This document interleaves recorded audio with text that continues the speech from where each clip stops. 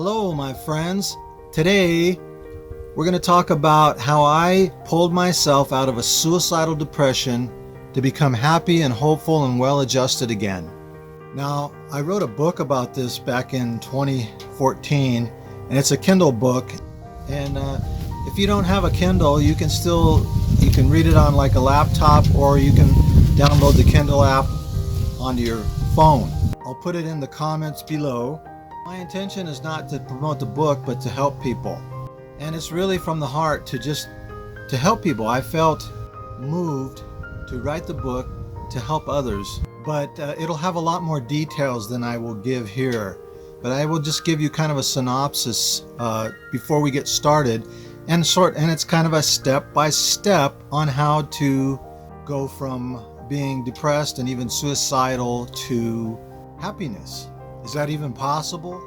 Before we get started, I want to give you a brief synopsis of how I got that way and what I did to pull myself out of it. And we'll discuss specific steps that you can take to help pull yourself out of it, and how to become a happy and hopeful and well-adjusted person. So about 9 years ago, I went through a devastating divorce after 30 years of marriage. And it was devastating because I kind of didn't see it coming. And it's only because I was blind. As I look back and see the signs, I can see that it was coming. And I was just kind of ignoring it and being blind to it. Anyway, that sent me into a spiral of depression to the point of becoming suicidal. Everything that I had known, my life as I knew it, had ended. Everything I had known up to that point was gone, and that sent me into a depression. After months of being depressed, I got sick of feeling that way, and I realized I either had to do it or I had to figure out a way to pull myself out of it.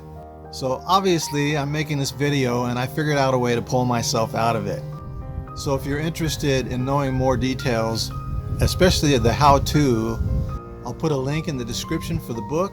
Anyways, after months of depression, as I said before, I got sick of being depressed. And so I made a decision to pull myself out of it. I had no idea what I was going to do or how I was going to do it. And let me tell you, when you're depressed, if you've been depressed, you know this. And most of us have been depressed at one time or another, but this was a serious depression, unlike anything I had ever experienced before. When you feel like that, it's really hard to get off the couch and do anything, so to speak. You don't want to do anything. And a lot of well-meaning loved ones and friends will try to inspire you or help you, uplift you, that kind of thing. But you kind of feel like you just don't care. You don't care what anybody says or does or whatever.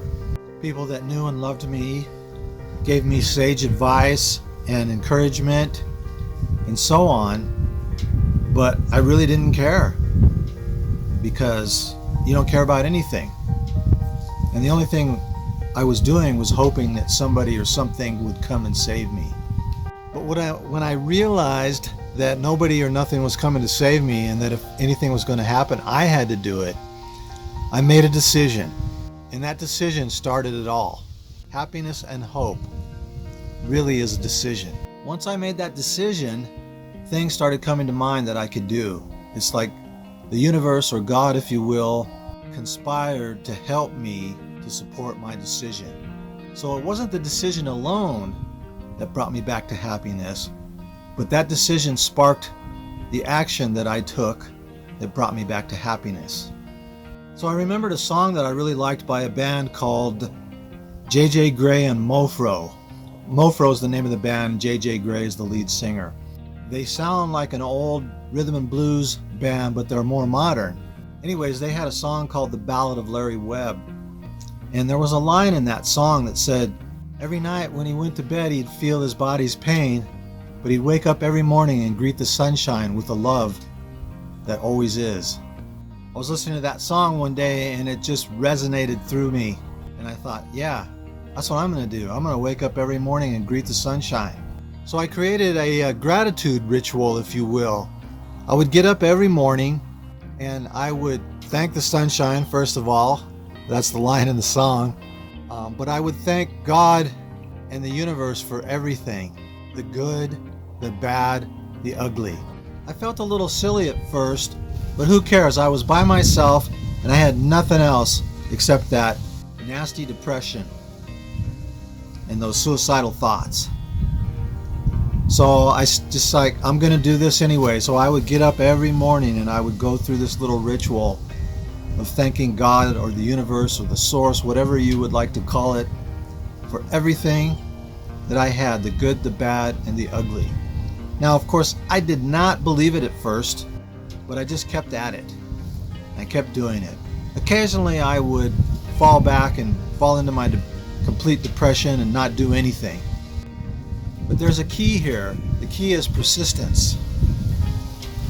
So I persisted. It's to get back up off the floor, so to speak, and keep at it. And I did. And after about 3 weeks, I noticed a change. I started feeling a little better. And I thought to myself, if I could change that, what else can I change?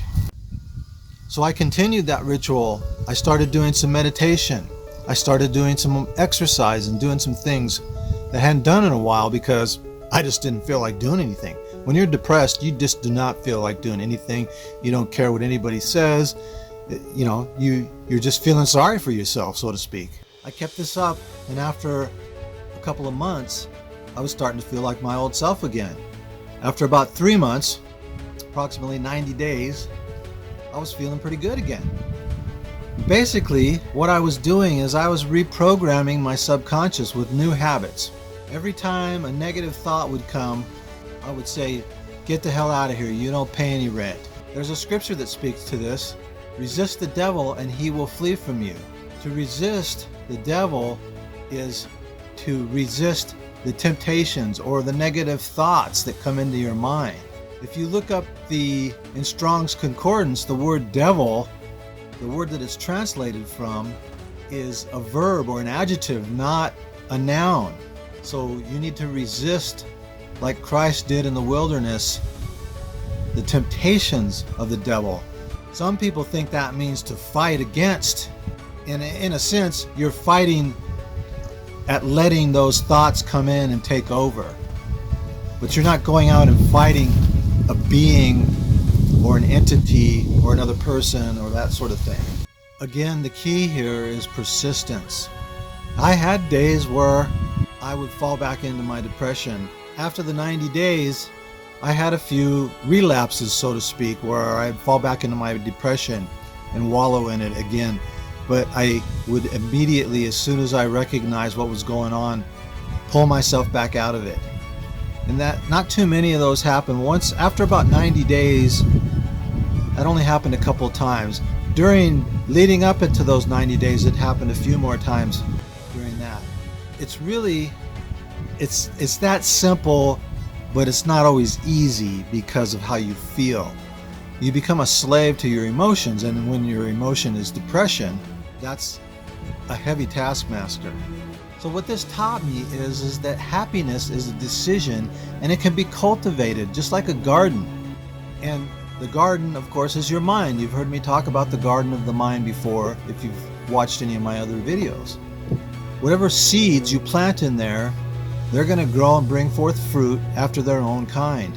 And those seeds are your thoughts and your beliefs. So you can literally change how you feel by changing how you think and believe. And you can change how you believe by persisting in certain types of thoughts. I've talked in a previous video about how your thoughts and beliefs create your reality. And I gave a little test for you to try, so you don't have to just take my word for it. And that is to take notes of your thoughts for about a week or so. You don't have to jot down every thought, the main thoughts, that dialogue that runs in your head day in and day out. If it's mostly negative, complaining, grumbling, that sort of thing, and you wonder why all these things always seem to happen to you, well, that's why. It's because that's your thought process. The universe is like a giant feedback loop, feeding back to you what your thoughts and your beliefs are. So the keys are, the first one is gratitude. People will say, well, Blaine, how can you have gratitude for something bad that happened to you? because it's a lesson. You're learning from it. You're learning what not to do at the very least.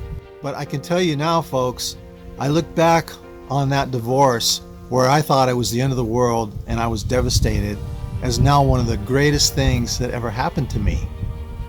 How can I say that? I couldn't see it at the time because my world had crumbled as I knew it. But it opened the doors for greater expansion, greater growth than I've ever known before. It freed me up from a lot of limiting beliefs and things that I thought I couldn't do because this and that. It was one of the hardest things I ever went through. But it taught me that the harder the challenge, the greater the growth. And it has been for me. I also met the most amazing woman that I have in my life now, and I married her. Now, I'm not perfect. I still have some bad habits that I fall into. It set me on what I call the hero's journey to greater light and knowledge, to greater truth, to greater understanding, to realizing that everything that happens to us can work for our good and does work for our good, even when we don't think so at the time.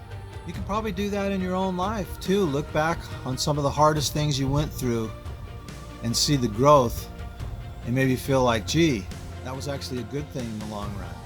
There's a saying by the Buddha, holding on to anger is like drinking poison and hoping the other person dies. Think about that. It's true. When you remain angry and unforgiving to somebody for whatever has happened in the past, you're only hurting yourself. You're not punishing them, you're punishing yourself. If you're doing that, my friends, stop drinking the poison. A few other things that helped me were meditation, I did mention exercise, and nutrition. Those were all things that helped me overcome my depression and my suicidal tendency. Now, I had never been a suicidal person or a depressed person, really. I had some normal depressions when I'd had a setback in life here and there, but nothing like this. And I'd never contemplated suicide like this, where I actually felt like I could do it. I think everybody's had a fleeting thought of, man, it'd be nice to just move on from this life, even in a fit of depression. But this time was different for me. I really thought maybe I could do it. And that kind of scared me, I guess. So to kind of sum it up, the way forward is to make a decision and take some action. Create a gratitude ritual, start meditating, do some introspection. Another thing that you can do that helps when you're depressed is to help somebody else. Do something nice for somebody else, even a kind word if that's all there is. Maybe help the elderly neighbor that lives by you, or a friend or a family member. Anything that gets you out of your own head, and you'll feel better for it. So those are the three quick keys to help with depression is gratitude, help somebody else, and exercise. Exercise gets those endorphins going. Like I said, helping somebody else, doing something nice for somebody else, even giving somebody a kind word, gets you out of your head and stop thinking about you and put your focus on helping others. That's a key for some immediate relief. But really, in the long run, you got to change your thinking. And that takes some work. But within about 3 or 4 weeks, you can start seeing a change. And within 90 days, you can be out of the woods, and heading downhill to the bright lights, so to speak. The action doesn't necessarily take a lot of effort. It takes persistence, consistency. Once I made that decision, like I said, things came to me, and books that I had read. I had read a lot of positive motivation books over the years and spiritual books and things like that. And things that I had read in those and hadn't thought about in a long time came to my mind to help me. So really the key is decision. Once you make a decision, then the universe, or God, if you will conspire to help you out. So that's an important part. That's what worked for me, and it's changed my life forever, and it sent me on a journey of discovery and what I call the hero's journey. If you've ever read Campbell's book called The Hero's Journey, you'll know what I'm talking about. If not, you can Google it. That probably pretty much is going to conclude this video. So yes, happiness is a decision. Decision plus action equals results. So be mindful of what you plant in the garden of your mind, because that dictates your reality as you go forward.